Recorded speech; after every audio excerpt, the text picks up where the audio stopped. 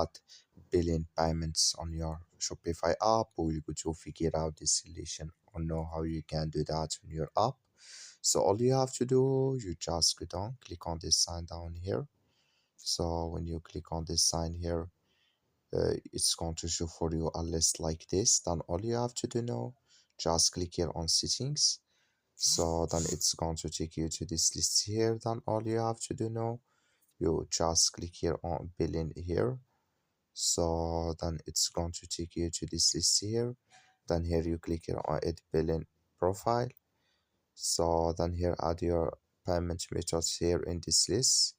So add it in this list here.